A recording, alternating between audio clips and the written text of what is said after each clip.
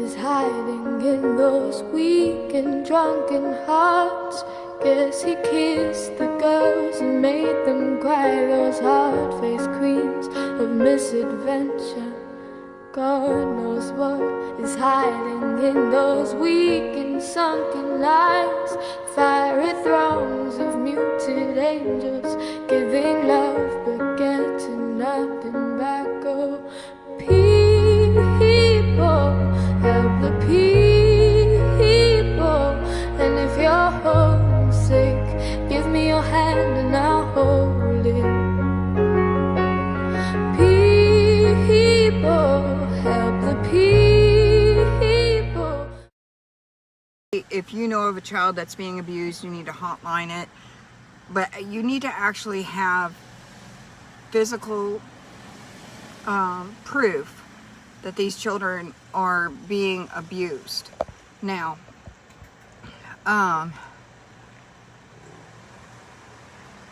let me see if anybody will. Well, that's not what I thought that was. I was trying to get it shared to some groups here. If you could share, it's important.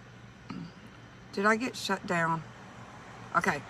Anyways, what I'm trying to say is foster children are a little bit different. The system does things differently with foster care. Now, even in the hotlines, I've got the manuals here in the state of Missouri. The problem is foster care homes are licensed. That means they've already had background checks done. They've already had their home inspected.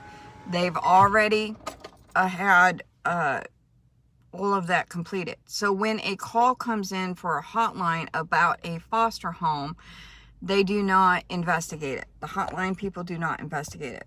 They just don't. What happens is it gets reported, but it doesn't get investigated.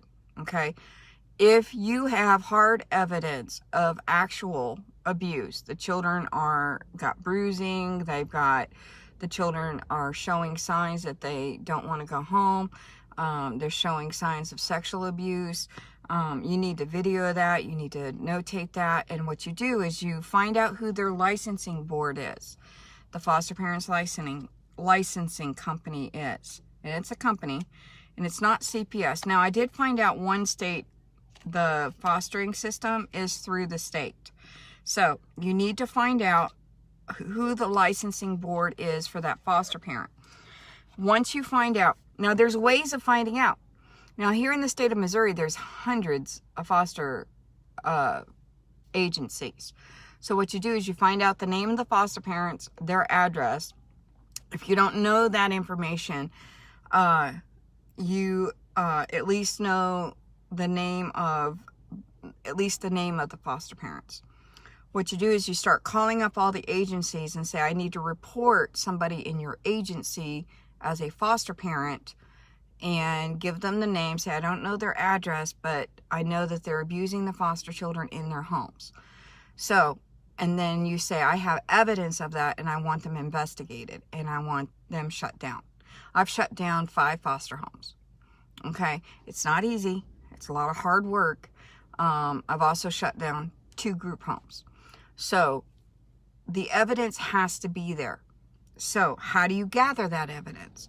Well, talk to me privately and I'll be more than happy to tell you how. I'm not going to tell you here on the video because foster parents, I'm not going to tell you how people find out whether or not you're abusing their children. One, I grew up in the foster system and I was severely abused by foster parents. I know the signs. I know what you need to be looking for, especially when behaviors are changing. If they're scared to say certain things or do certain things, how they look, how their actions start to change. It's more than just the trauma of being pulled away from their parents. And the problem is these foster parents, a lot of them get children to abuse. I was in 13 different foster homes, and every single foster home that I was in, with the exception of one group home, Hephzibah House, I was sexually, physically, mentally abused in every single one of those homes. And so I find it very difficult when I became an adult, when somebody told me that they were a foster parent. My first reaction was, oh, I wanted to beat the crap out of them. But I had to understand, God had to show me that not every foster home is out to abuse and just take money for children. There are some foster parents that I love. They are great foster parents. They do what they need to do to help these children. They do it for the right reason. There are some excellent foster parents. But my recommendation to you, if your children are in care, you need to have a good relationship with those foster parents so that you know whether or not your children are being abused. If you have a good relationship with them, if you have contact with them, if you don't threaten them every time you talk to them and stuff like that, you need to know your enemy, okay? And one, they're taking care of your children. They have your precious child in their care, in their grips. And if you piss them off, who do you think they take it out on? Can't take it out on you. They're going to take it out on your children. But you need to have that good relationship with them so that when something's not right, you'll know it. Always document, always record, always have your recorder going. If you're in a visit, make sure that you're not with your phone, because they won't allow you to record visits with your phone. Get you some jewelry, get you some things that records so that you can have recordings of what your children are saying. If they, we just discovered a journal that one of the boys in one of my cases, we discovered a journal that he was keeping track of his abuse and actually slipped it in his mom's diaper bag or his mom's purse. And mom just discovered it. That's evidence. A clear case of evidence of child abuse. Okay? There's many foster parents out there. And what happens is when one foster agency denies a foster parent, they just go to the next one, then the next one, until they actually get approved to be foster parents. They sex traffic our children. They have no problems abusing them, starving them, beating them, bragging about it. My foster parents would brag about it. My beatings were so bad that they had to tie me in the basement butt naked for days and starved me because they were afraid I was going to run away. The reason they had me naked was so that I couldn't run away. So, I mean, when I lived and breathed it for so long, I know it. I absolutely know it. Okay? Yes, you need to not vocalize that you're recording. I agree, Miss Clark. You cannot be, I'm recording, this is my rights. Okay? You can't do that. Okay? You need to watch my other videos when you're dealing with your caseworkers. Okay? Your caseworker needs to be your best friend. I know that sounds kind of wrong, but the thing is, when you are dealing with a kidnapper, somebody who has no problems taking your children away from you and using your children as a tool to control you, you need to take advantage of that and control them. Be compliant, do what they tell you to do your drug drops, do all this, document everything. But the real concern is if you really have evidence that your child is being abused in foster care, you need to find out who the foster licensing, report it, not just to them. Okay, so the foster agencies has a license through the state as well. So when you find out which company is their licensing board, that family's licensing board, you need to take that licensing board and report them to who licensed them, to make sure that they investigate it, that they don't just push it under the rug. You need to send all of the evidence, and you need to blind copy your lawyer on it, and then they're mandated to investigate it. If you have proof, written, verbal, visual, whatever, you need to submit that. Make sure you get enough evidence to where they can investigate and get that child out of that situation. Meanwhile, you're doing everything that you're supposed to be doing to get your children put back into your care.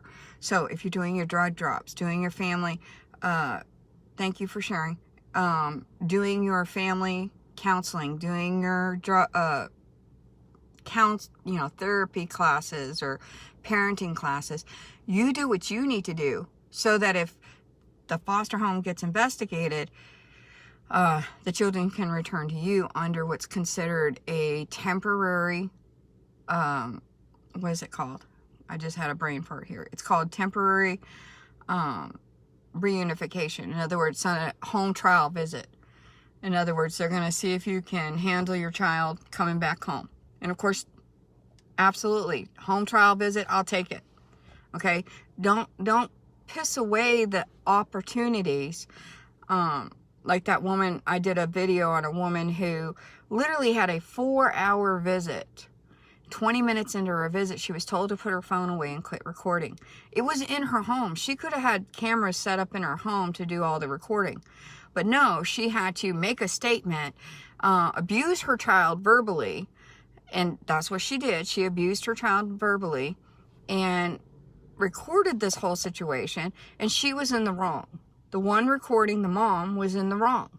And she gave up a 4-hour visit with her child simply to make a statement for David Jose and them on, these are taking my parental right, you're infringing on my constitutional rights. And that is not the time to be screaming about your constitutional rights. That is not the time when your child is expecting to have a 4-hour visit with you. You take that 4-hour visit. You take what you are given and you enjoy your child, and you let your child know you're doing everything you can to get them home.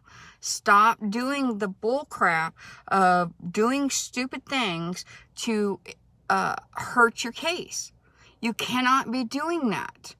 You cannot be doing stupid things that cause them to make you lose your visit, lose your contact when you file grievances against them.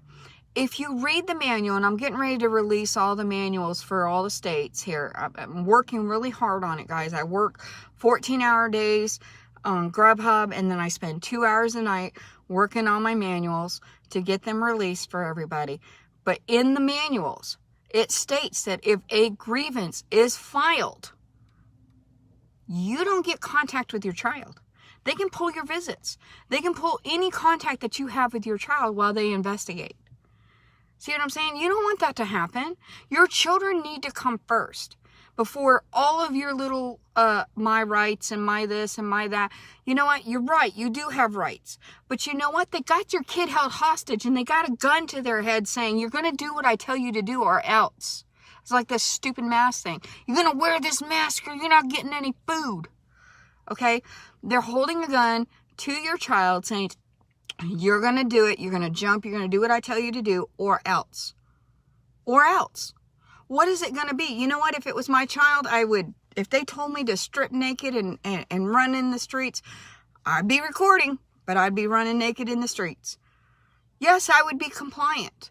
Absolutely be compliant until we can change the laws. And it's not going to be easy to change, though President Trump is trying to help us. There's not enough accountability. When they investigate themselves, there's no accountability. There's none. They cover up their own sin. Great Circle here in the state of Missouri, the owner is charged with 6 accounts of child abuse. We got him on camera abusing an autistic boy, and I helped in that and made sure that he was exposed for what he was doing in those group homes. I'm trying really hard, but you know what? When he's making $75 million on one group home, do you think the state is going to shut him down? No. No, he just gave his company over to his wife and his best friend while he's being under investigation. No, they should lose their contract. They should lose all of that and be shut down. I simply got shut down on my contract simply from a Facebook post. A picture of a filing cabinet. I got shut down. They 10 months investigation. I made the mistake. Pray for me. I'm going in the lion's den. They didn't expect me to have all my files. They didn't expect me to have every single report. I keep record of everything. Okay? Everything. Every phone conversation, every email, every text message from every client, from every caseworker. I kept records of everything. Everything. I'm not stupid. I knew they were corrupt. When I exposed a supervisor for forging a police report, which is a federal offense. Do you think she's in jail right now? No. CPS gave her a raise and put her over 2 counties. Why? Because she got away with it. She literally got away with forging a police report. There is no justice, no accountability when it comes to Child Protective Services. When are we going to wake up and realize that? Now, does that mean that once you get your children back that you cannot sue them? You absolutely can. You absolutely can. But make sure that you're documenting and you're doing everything you can and get your children home safely. Keep them safe. Learn from this. Don't allow them back into your homes. And you need to take that responsibility in doing whatever you have to do. It's Dollar Tree glasses. I need to go to the doctor and get actual glasses. But the thing is, guys, you're dealing with a corrupt organization who for years have perfected being corrupt. For years, they have perfected in how to forge and document and how to take parents' rights simply for the almighty dollar. Simply, that's where it does, okay? Lisa, I'm working as fast as I can, honey, on these manuals. I'm almost done to where I can start downloading them, but you can actually, the manuals are online. I know they're very difficult to find and they're very difficult to read while they're online because they don't print them out for you. And that's what I'm trying to do, is get them released where you guys can actually read them in front of you, because they're hundreds of pages long. So they're very difficult to read online. The manual for Missouri is literally 670 pages. The child welfare manuals. You can find them online, but the problem is they're very, very difficult to read. So, and it's not like in a booklet form. It's click here, click there. I mean, it took me 6 months just to do Missouri's. So I'm working really hard, guys, because it's important that you know what your state is doing, okay? Yes, Linda, my husband he's got a really scraped up knee and stuff. He wasn't, I guess, paying attention, and he tripped over something last night when he got out of his car and tripped and fell. But guys, we need to realize this battle isn't simply being defiant against CPS. When your child is in care, that is not the time for you to be defiant against CPS. If you have an open case, stay off of Facebook. Do not blast your caseworker all over Facebook. That doesn't help your case. In fact, it hurts you. Hurts you because they can and they will retaliate against you. They absolutely will retaliate against you. Don't give them bullets to shoot you with. Don't do that. Do not give them bullets to shoot you. Now, when they do use certain contractors, they will tell you, you have to get a psych eval. Go to their psych eval doctor. Make sure to record it. Make sure that if you can't record it, that you make notes of everything that you say. Exactly. Be silent, comply, and build your evidence. Absolutely, Miss Clark. That's absolutely what you do. Okay? I know there's a lot of advocates out there who are like, no, you can't tell me to do this. You can't tell me to do that. I'm not going to do this, and I'm not going to do that. You can't. You absolutely can't be doing that. You won't get your child back that way. That's not how this works. You are dealing with a corrupt situation where you're not going to win because you're right. That's not how this works. Unfortunately, it is so corrupt. You're dealing with such a corrupt organization that it's not going to be, oh yeah, I'm doing this wrong, so yeah, I'm going to give you your child back. That's not how that works. Absolutely is not how that works. Okay? So, I've made other videos. I don't like to make long videos. But if you have a child that is in foster care and you know for a fact they're being abused, find out who their licensing person is, or company or agency that they're using. You report them by and you need to blind copy their agency that licensed them and demand an investigation with your evidence, okay? And you need to do it immediately. Okay, but you need to also have a backup. If you have kinship or you have a friend who can take custody of your child, you need to consider those options as well. And so, guys, I'm not trying to cause issues or problems, but the thing is, our children need to be protected. And when the system is not protecting our children, then we need to use the system to protect our children. I teach people how to use the system against the system, okay? I study it and study it and study it, and they don't like it. They don't like the fact that I use the system against the system. I learn how to get around the system just like they do, okay? I've lived and breathed it my whole life. I was in it. I was abandoned at 3 days old. I was in foster care until I was 21. I had to actually age out of the system and get permission at the age of 20 to get married. They were making money off of me while I was still married, okay? For the year that I was married. They were making money off of me, my caseworker was, because I was still in the system, okay? So the thing is, guys, I've lived and breathed it. I worked my butt off trying to help families, help these kids. I do this for the children. Now, there are some families that are abusive, that shouldn't have their children, okay? I don't help those who are abusive, okay? Thank you, Adam. I appreciate that. But the thing is, guys, I have a different perspective. I'm not out there I agree your constitutional rights. I agree you have rights as parents. But know your rights for when the day that they show up at your door. You need to know your rights before that happens, okay? And you need to be able to stand strong and prevent your child from being, so document everything. I teach parents today who don't have their children in care with foster homes and stuff.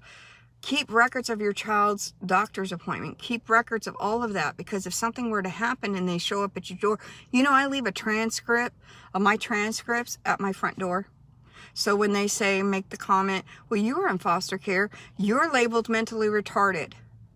That's the first thing that came out of that CPS worker's mouth when she showed up at my door. You know what I did? I reached over, I took that transcript, it's sealed transcript from the college. I handed it to her and I said, I want you to open that up. She opens it up and she goes, these are your transcripts? I said, yes, ma'am. I may be labeled mentally retarded through the state of Maine. I have 2 master's degrees. I am 12 credits away from my doctorates. Does that sound like somebody who's mentally retarded to you? So, if you're thinking that you're going to open a case and try to say that I am unfit to be a parent because the state of Maine has labeled me mentally retarded, you can turn around and walk away. I had that woman crying, okay, by the time she was done, all right? All right, I'm going to look and see what some of these comments are, guys. I've got some Dollar Tree new glasses here. All right, because you guys are important. Let's see, Miss Clark was lucky to know a foster and get my son placed with her while crooked social workers was in another vacay in Mexico. Okay, yep. Yes, be careful if find out you're recording. Some foster parents can be rude. Yep. They will try to turn your children against you. Unfortunately, that's not okay either. I do believe in affidavits of truth, petitions of truth and facts. Good morning, Miss Linda. You have to do what you need to do. Absolutely. Make sure to put your children first. They took my visits for almost a year until I quietly got enough against a social worker to get a new one.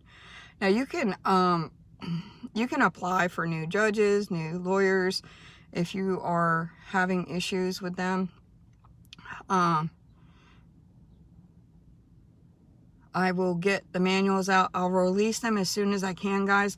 I'm almost done to where I can start releasing some of them. Missouri will be the first one I release. I believe New York will be the second one I release. And then I have Pennsylvania's done.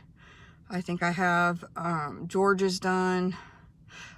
It's just a matter of getting the front part of the book done, and then making sure that I say I got all the information so I don't get sued for copyright. But even though the manuals are not copyright, because they don't even say who wrote the manuals, which is interesting. So yes, fosters will be stalkers on social media. Be careful. Be very, very, very, very, very careful, because they will watch your social media. Okay, guys? And a lot of parents are so stupid that they tattle on themselves on social media. Oh, I got high, I got this, I got, you know, they got a needle hanging out their arm, taking pictures. Seriously, guys, you know, as parents, if your kids are in care, that isn't the time to be partying. That isn't the time to be out getting drunk. That's not the time to be doing all that. Okay? All right, guys. You have a great day, and pray for me. I'm still working really hard. I'm not a quitter. I may get discouraged at times, but I am not a quitter. I continue doing and fighting. I may not be taking on any new cases. My videos are out there. You need help, information. These are the information videos that I can do. I work really hard. I'm doing the best I can. State of Missouri has been trying really hard to shut me up, make it hard for me to work, make it hard for me to make a living. But you know what? God always supplies for me. He is always there for me. And I give God the credit. He is my everything. I put him first in my life, and then my family come, you know, keep everything in perspective, guys. I love the Lord with all my heart, and I will continue to serve him and those that he puts in my path. So, God bless you, and you have a great day.